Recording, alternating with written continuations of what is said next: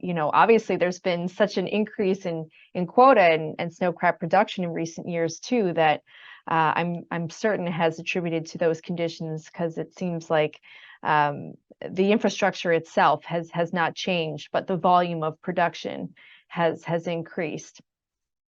Well, it's concentrated in far fewer plants. I think that's the other thing. There were between, I think, 35 and 40 snow crab processing plants when we did that study. I don't think there's anywhere near that, and we're No. processing more, we're processing a lot of crab.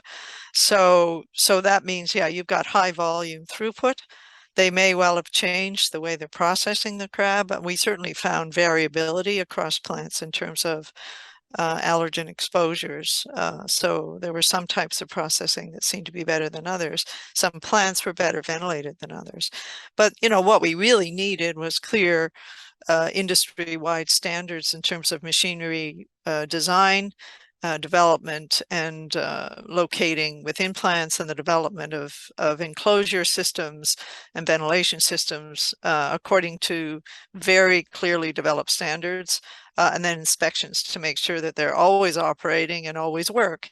And I just don't know if that's happened. I'm not aware of it. And based on the paper that I saw recently that came out in 2019, in fact, that hasn't been done. We still don't have that.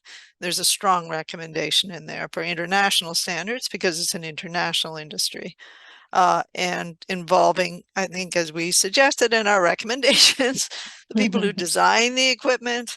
We need a set of standards. This is a very, very serious occupational disease, right? It's not something to be ignored, and neither are serious work-related musculoskeletal problems. And we know they're both part of the sector. We also know that increasingly the industry relies on international migrant workers, and they deserve and have a right to safe working conditions as well. But are often at serious risk because they don't speak the language.